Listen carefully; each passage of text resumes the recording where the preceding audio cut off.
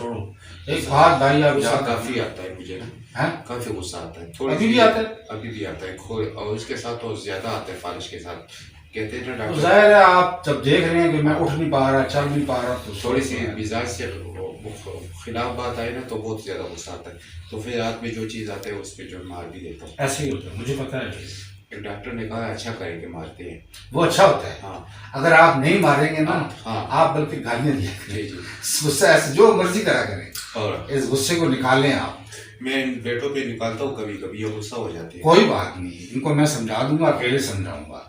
یعنی کہ آپ یہ سمجھ لیں کہ بالفرض ایک آدمی سمجھدار ہے جی وہ سویا ہوا ہے. ایک آدمی سویا ہوتا ہے نا. جی بالکل. اب جیسے بالفرض آپ سوئے ہوئے ہیں، جی آپ سوتے میں اپنے گھر کے کسی آدمی کو گندی سے گندی گالیاں دیں آپ، جی اس کو مائنڈ کلیئر کرنا چاہیے. ٹھیک ہے سر. سو جو رہا بندہ، یا اگر وہ کہے جی کوئی بات کرے، بلکہ کہتے ہیں کہ شریعت 3 آدمیوں پر نہ ہوتی نہیں ہے. شریعت ایک بچے کے اوپر، ایک سوتے آدمی پر. یہ تو احادیث میں لکھا ہوا ہے جی کہ 3 وجوہات جیسے شریعت لاگو نہیں ہوتی ہے.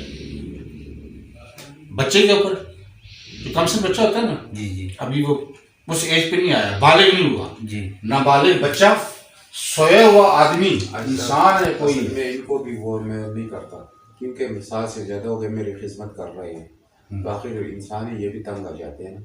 منہ پہ تو کچھ کہہ نہیں سکتے، لیکن دل میں تو یہ سوچتے ہوں گے کہ روز روز روز خدمت. نہیں کوئی بات نہیں. ابھی آپ آئے ہیں. میرا بڑا بیٹا جو ہے نا ہاں. اس نے ماسٹر کیا ہے، نوکری ان کو مل رہی ہے. ماشاء اللہ. اور کبھی کبھی وہ میرے ساتھ بحث ہو یہ گئی. سارے بیٹے ہیں آپ کے؟ یہ 2 میرے بیٹے، یہ بہن کا بیٹا ہے. یہ بہت مسکرا رہا ہے. بہترین خدمت اس نے یہ مسکرا بھی ہے. جی اچھا دیکھیں فدا بھائی، جی. ایک میری بات یاد رکھنا چاہیے کہ اگر میں آپ کو اپنے بارے میں بتاؤں، ہو سکتا ہے آپ کہیں کہ پھر آپ کو زیادہ پرابلم ہے. جی جی. ان سے میں پوچھوں گا یا ان کو میں جانتا ہوں، ان کی الگ پرابلم ہے، زیادہ پرابلم ہے. یعنی کہ اس ہر موجودہ انسان کی اپنی اپنی پرابلم. موجودہ دور میں نا، جی اگر آپ یا میں بچوں سے کہوں نا کہ آپ نے بس 24 گھنٹے ہماری خدمت کرنی ہے، تو مہینے کے بعد کہیں گے کہ پھر اب کھانا بھی خود ہی پلا رہے ہو، ہم کچھ بھی نہیں کر پا رہے ہیں. میں سب سے کہہ رہا ہوں کہ ہم لوگ اس ایج میں جب بندہ جائے نا، وہ اپنے آپ کو ٹوٹل، اپنے آپ کو یا اپنے ہاتھ اپنی اولاد کے ہاتھوں میں دے دو. کہو یار جو کھلاؤ گے میں کھا لوں گا، بس وہ کچھ بھی نہیں کریں گے. لیکن ایک انسان ایک ایج گزارتا ہے، اس کے بچے چھوٹے چھوٹے ہوتے ہیں، کوئی جوان کرتا ہے تو اس کے اوپر ایک روک ہوتا ہے. لیکن میں سب سے ریکویسٹ کر رہا ہوں کہ اس دور میں آپ میں نے وقت ایسا چھوڑ دیں. گزارا ہے نا کہ سب کو میں نے نیچے رکھا ہوا نہیں ہے. مجھے پتا ہے وی آئی پی لائف گزاری ہے نا.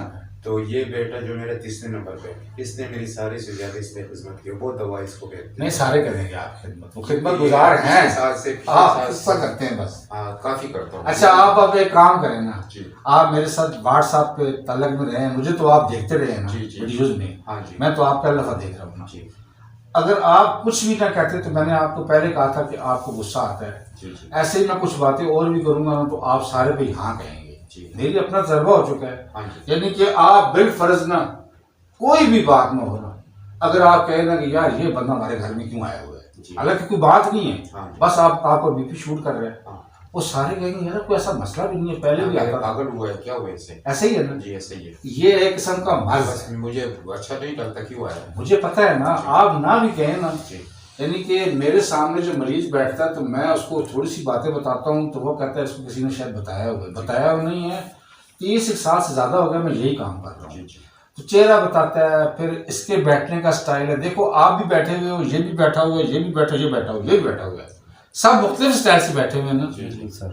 جس آدمی کو یہ بھی علم ہے نا تو وہ یہاں تک پہنچے گا کہ یار دیکھو یہ ایسے بیٹھا ہوا ہے، وہ آدمی ایسے بیٹھا ہوا ہے، یہ ایسے بیٹھے ہوئے ہیں. اس کا مطلب ہے یہ بالکل بیگم لائف گزار رہے ہیں. مطلب ایک بندہ اچھی لائف گزار رہا ہے، کہہ رہا بس ٹھیک ہے جس کو ہونا ہے دو. یعنی کہ یہ یہاں سے چیک ہوتا ہے. اگر کوئی کام آپ نے آج کے بعد مجھ سے وعدہ کرنا پڑے گا. آپ نے پتہ کیا سب سے ایک تو آپ کو جو وظیفہ دوں گا نا پڑھنے کے لیے، جی جی. اللہ کا ذکر ہی ہے نا. ہاں جی. دیکھنا کلام پاک میں ہے، کلام پاک میں آیت ہے الا بذکر اللہ تطمئن القلوب.